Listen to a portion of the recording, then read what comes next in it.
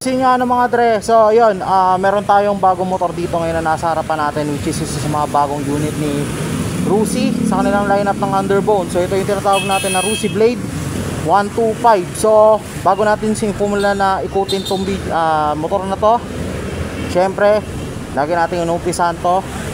Intro muna tayo. Yeah.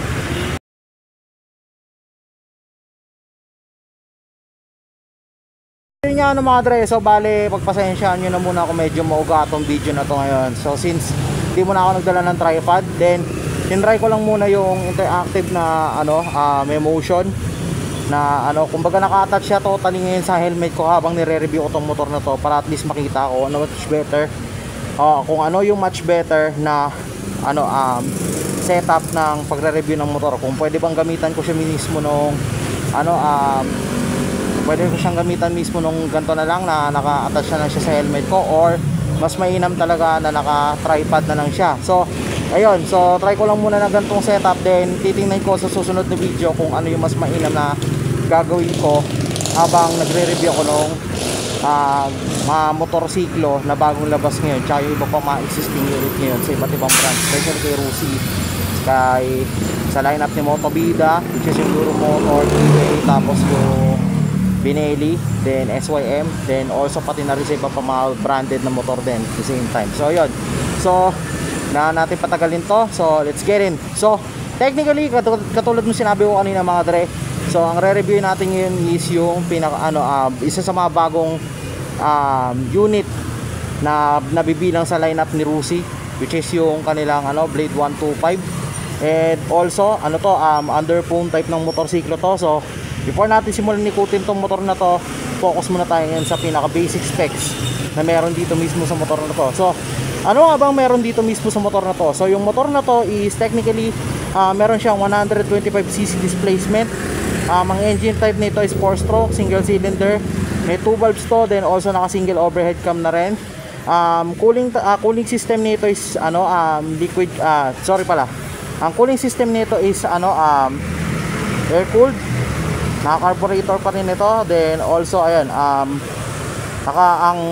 transmission naman nito is semi automatic, then naka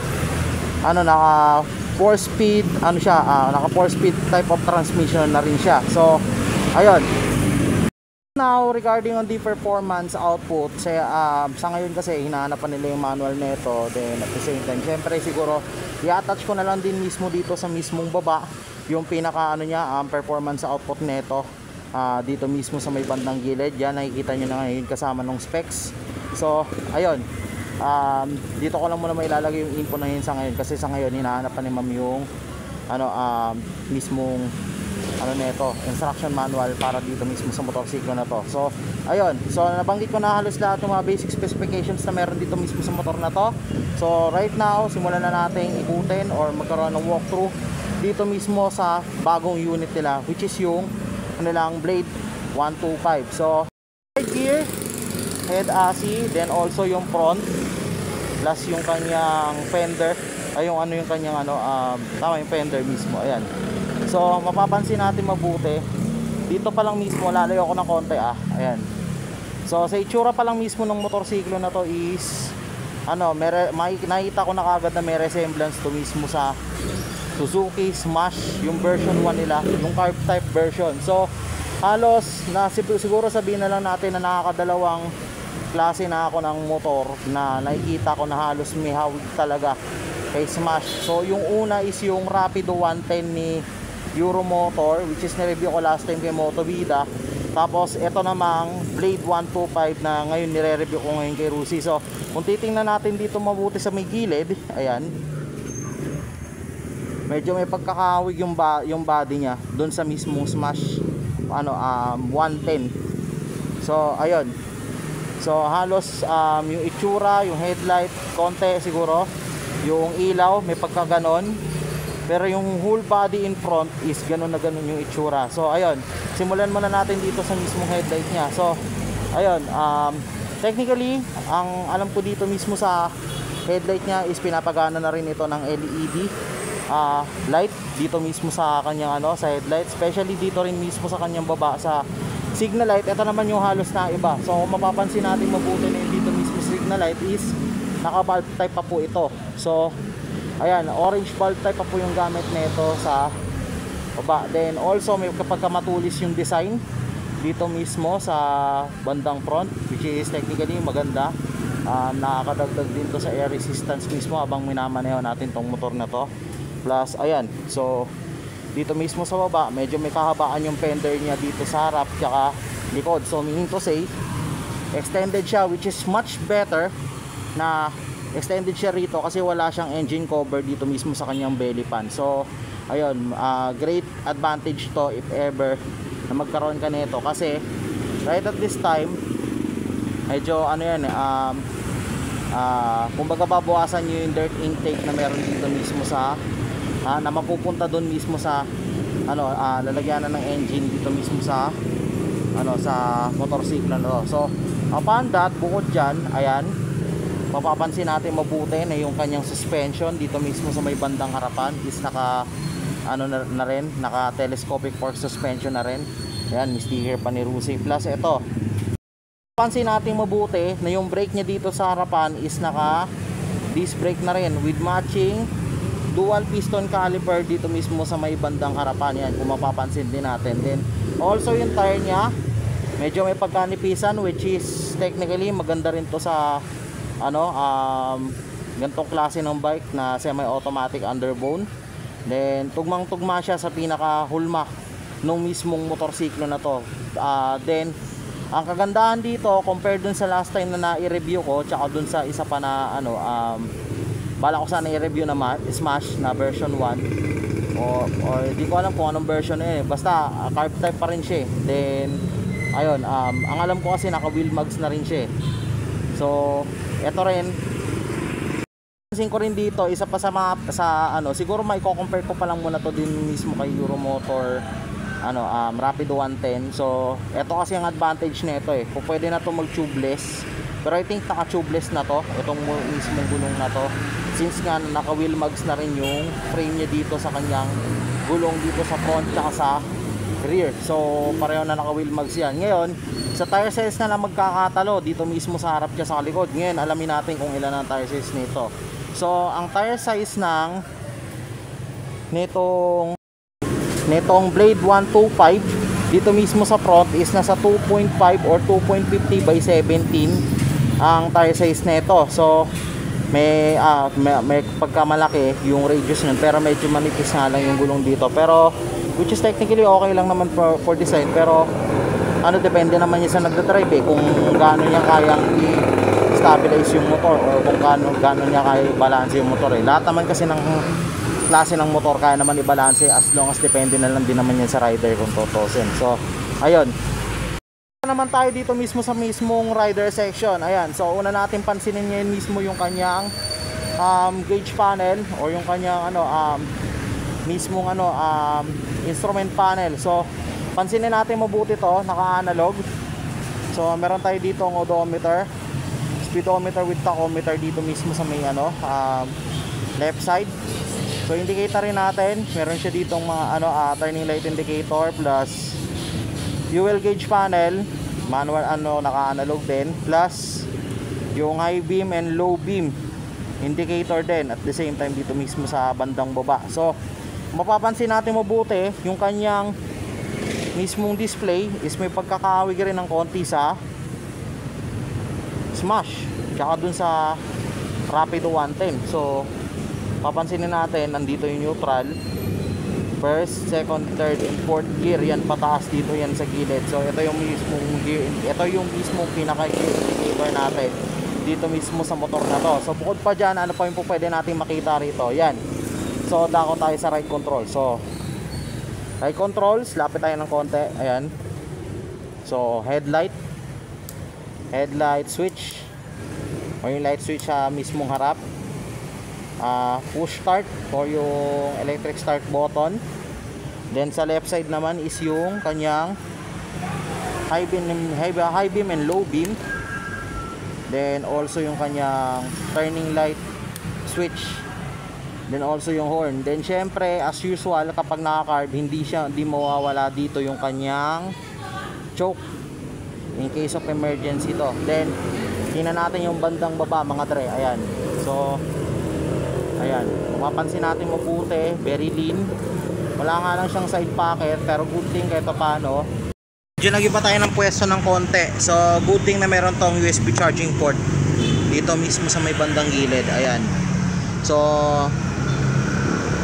ayan, alam naman natin kung saan nanggagaling yung power nito. Then also ang disadvantage lang talaga nito, since meron siyang USB charging port, is wala siyang lalagyan para sa cellphone, which is yung side yung side pockets ika nga nila. So ang magiging technique na lang dito, if ever na mag-avail ka nito, is mag-attach ka na lang ng phone holder dito mismo sa may side mirror, tapos doon mo na lang ilagay yung yung mismong cellphone mo para at least makapag-charge ka pa rin. So bukod pa dyan, may utility hook na rin. So hindi ko lang alam kung ilan yung capacity nito.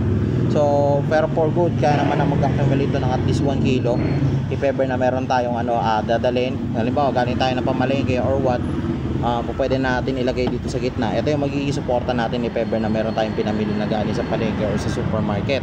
Halimbawa naka-plastic or sobrang konti lang naman, hindi naman big deal eh. Plus yung susian niya, which is nakakitay pa rin ng kanyang ignition dito mismo sa may bandang kaliwa.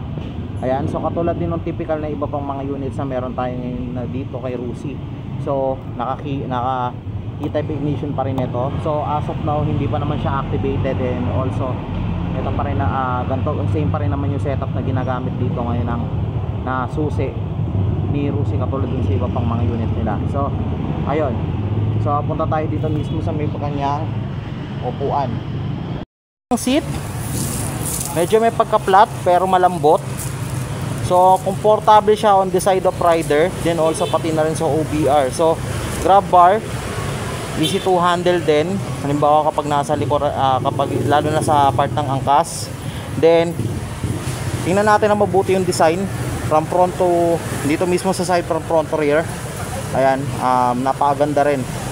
Napakaganda rin ng itsura nung nung design na to, especially ayun yung mga stripe na yung kanyang stripe design from front, which is ayan, bumagay yung color combination ng gray, then a little bit of white color for lining, then also pati na rin yung blue, tapos yung pangalan na Blade dito mismo sa kanyang sa gilid nung dito mismo sa kanyang cover dito mismo sa bandang likod. So ayan, I think it's kind of sticker lang naman din ito, pero goods na rin. Ayan, so papansinin natin mabuti, OPR step knot. Yan, easy to access, maganda, which is pwede ito gamitin for daily use of riding. Yung foot pegs for riders, yan okay din, naka-rubberize na rin. Then ito yung access natin for gear shifting. So, ang sistema lang nito same lang din ng iba pang underbow na semi-automatic. So pag mag-gear up ka dito lang sa harap, then also sa likod naman pag mag-gear shift ka from lower gear. So ayun, tulad lang ng sistema natin, dagdag bawas lang yan. So ganun din yan, katulad din ng sistema na meron dun sa Swiss Mono 125 ko na i-restore to soon. So ayun, so punta tayo ngayon dito mismo sa may bandang kabila. Pedals good, meron din, hindi pa nga lang naka-attach yung spring. Then also buti may backup na sa kickstart in case of emergency na hindi gumana tong ignition ignition button na to, or yung kanyang electric start button. So kung pwede natin sipahin yan dito para gumana in case na hindi nag-work yun. So ayun din, same din. Then medyo nakababa lang ng konti yung tambucho niya dito mismo sa motorsiklo na to. Then hindi ko pa pala nababanggit mga dre kanina lang na itong motorsiklo na to is naka dual shock suspension na rin dito sa likod. So expect natin maganda yung play na kayang i-release ng motorsiklo na to in terms of pang city ride man, or siguro pang lubakan man na klase ng kalsada. Okay rin siya okay rin siya dalhin in terms of that. So bukod pa dyan, meron pa pala tayo hindi pa na-explore, no? So punta muna tayo dito mismo sa may under the seat. Ayan. Okay, so what's under the seat by the way?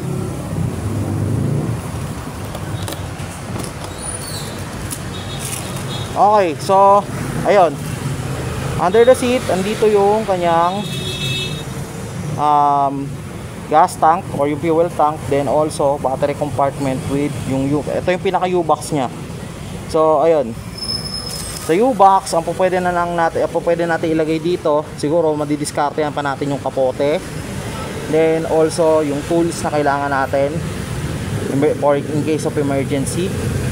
Then somehow yung iba pang mga iba pang mga bagay na kailangan natin dalhin every time na aalis tayo. So including na rin yung papeles nung mismo motorsiklo in case lang naman then also yung kanyang gas tank or yung kanyang fuel tank. So ngayon ang alamin natin kung ilan nga ba yung fuel capacity ng motorsiklo na to. So yun, wait lang.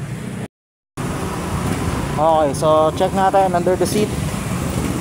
Okay, so easy to access naman kahit paano. Yan, so ito yung under the seat nya, U-box on the other side, and also yung gas tank nya from the other. So U-box technically medyo may kaliitan lang, pero good, nandito na rin naman yung battery compartment nya pag once pinahakit ito. Then ayun, also pwede natin ilagay dito, pwede tayo mag-insert ng mismong kapote natin if ever, yung mga raincoat while during riding. In case of emergency na umulan, pwede natin ilagay dito. Diskartehan na lang natin. Tools, in case of emergency na masiraan or merong magloko sa part ng natin, mga basic lang naman, katulad yan, mga wrench, ganyan. If ever na merong mabutasan ng gulong or something else what na butas yung gulong natin or may masira, maputulan tayo ng kadena, meron tayong access dito, yan. So other than that, papeles or some kind of other small stuff lang din naman, yung other na mga ni-replace na parts na halimbawa nasira habang bumabiyahe tayo or while during the ride, yan pwede natin ilagay yan dito. Then ayan, saktong-sakto lang naman yung U-box na to for some kind of other utilities na kailangan natin para sa daily needs natin habang nagra-ride, ginagamit natin itong motorsiklo na to. So bukod pa dyan, fuel tank or gas tank, technically ang kutob po nito mga nasa 3.5 to 4 liters ang range ng capacity nitong gas tank na to, since ayun nga, halos pareho din to dun sa mga iba pang under po na nireview ko or scooter na nireview ko sa line up ni Rusi. Ito rin yun. So I think nasa 3.5 to 4 liters ang eksaktong fuel tank capacity nito o yung range ng fuel tank capacity na meron dito mismo sa motorsiklo na to. So ayun, may nakalimutan pala ako i-review kasi pansin ko lang ang ganda na nung chassis niya dito sa likod, plus meron pa siyang quality na naka-plastic na sprocket cover sa taas. So ito parang yung mga typical na nakikita ko ngayon sa Shopee and Lazada, yung mga ginagamit na replacement for other chassis. Hindi ko lang alam kung halos kamukha pero hindi ko pa kasi nakikita yung buo Siguro makikita soon kapag may nakita ko nagpaayos. Yun, baka makakita ko ng makita ko yung actual na buo nito sa susunod. So yun, so sa ngayon ang ganda lang ng itsura niya dito mismo sa gilid, especially ito yung sprocket chain niya, bagong bago, syempre brand new to Then ang ganda rin ng chassis niya dito sa likod. So yun lang, halos parang napawaw lang ako bigla. So okay, rear tire, ito sigurado may kalaparan ng konti ito, rear to So ayun, then ang gamit niyang motor gamit niya dito is naka wheel mags din if I'm not mistaken. Tapos ang alam ko dito mismo sa likod is naka drum brake na rin ito. Drum brake pa lang to, hindi pa to naka disc brake. Ang naka disc brake lang is yung bandang harapan or yung front. Ito kasi naka drum brake pa lang to. Wheel mags na rin ang gamit niya, then also naka 2.75 by 70 na rin to na gulong. So same lang din yung type ng gulong na ginamit dito mismo sa harap, dito mismo sa likod, pero ang pinagkaiba nga lang mas malapad lang ng konti to compare doon sa mismong harapan. Given naman na gano'n naman talaga yung exact proportion na ginagawa kapag sa rear tire. So yun, punta tayo dito mismo sa likod. So dito mismo sa may bandang likod, mapapansin din natin, ayan.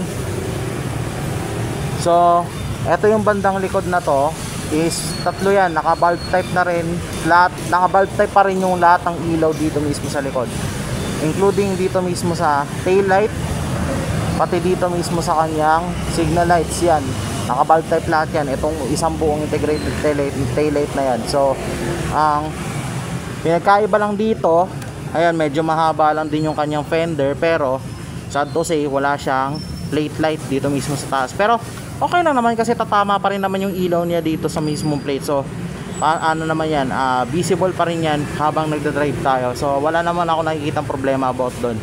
So ayun, yun yung actual na itsura ng mismong motorsiklo na to from front to rear. So ayan, putin na natin ng konti. Ayan o, halos sawig lang siya ng konti sa smash, pero okay lang, goods pa rin siya. Maganda pa rin ito, especially kung hanap mo ay underbone unang-una. Pangalawa, kung gusto mo ng madaling i-maintenance na motor, since carb type nga ito. Plus also, yung gantong klase ng motor, alam ko matik na mura yan. So mamaya malalaman natin yung price later kapag tinride natin. So sa ngayon, test muna tayo, seat height test muna tayo before tayo mag-proceed sa price. So ayun, test tayo.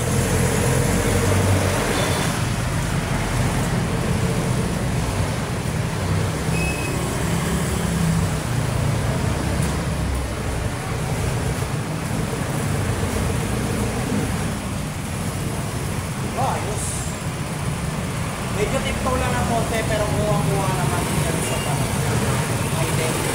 Standing. Pagka kaya naman i-balance. Turning radius, good. Hindi siya limited. Mas, ayan. Hindi na rin bago lang ng konti kasi sa akin sa switchboard. Sa akin. So, ayun. Pansinin natin yung konti. Easy to handle this bike na to. So,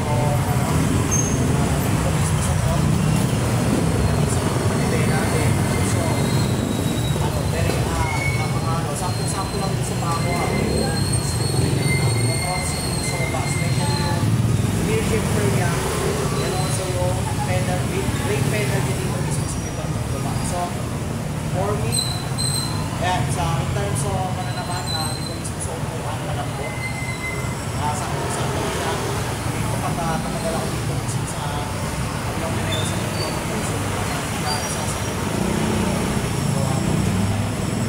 So, I think this one is so good.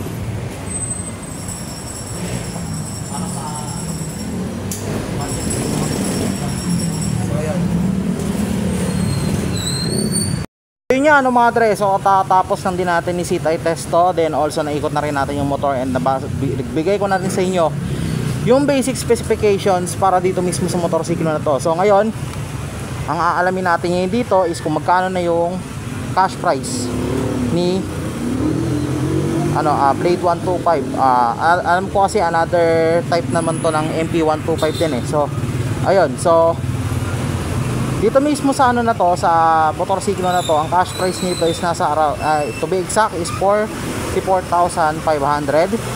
Then also kung kukunin mo siya ng installment is pwede kang mag down payment ng at least 2,000 pesos to be exact. So meron tayong 3 modes of payments or 3 terms of payments para kay Rusi. So 3 years, 2 years and 1 year. So 12 months, 24 and 36 months. So 36 months 1,855, 450 yung kanyang monthly amortization. Ngayon, ito sa 12 months or 1 year to be exact, ito medyo may kamahalan to kasi pero sa inyo, depende yan sa inyo kung ilang term of payment nyo siya kukunin. So to be exact, ang amount nito is 4,245 pesos. Ngayon, sulit nga ba yung magkaroon ng motor na to? Well, technically para sa akin, oo. Since carburetor type to, madaling i-maintenance, and also ito mismong motor na to is budget friendly na rin in terms of price, mapa-cash man or installment. So kung naghahanap ka ng budget friendly na motor na swak para sa'yo, ito na yon. So ayun, gusto mag-avail ng motorsiklo na to, so dito lang yan sa may Rusi, Bagong Silang. Dito lang yan sa may Phase 9, Bagong Silang, Caloocan City. Punta lang kayo dito, then also inquire lang kayo sa sales about regarding dito mismo sa motor na to. So yun nga mga dre, I hope nagustuhan nyo yung video na to. So di ko lang alam kung pangit or maganda, mare-review ko naman yung pag-edit ko. So sa ngayon, hanggang dito na lang muna tayo. Drive safe and keep safe always. Yon. So, Japs out.